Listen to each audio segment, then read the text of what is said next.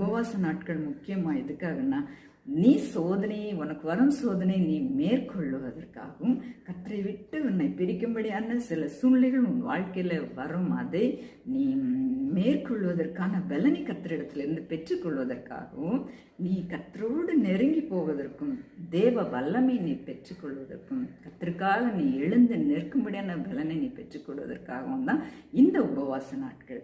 இந்த நாட்களில் நீங்கள் அதிகமாக உங்களுடைய ஆவிக்குரிய வாழ்க்கைக்காக நீங்கள் அதிகமாக ஜெபம் பண்ணுங்கள். முக்கியமாக வாலிப பிள்ளைகள் நீங்கள் வந்து எதுக்காக ஜெபம் பண்ணுன்னா,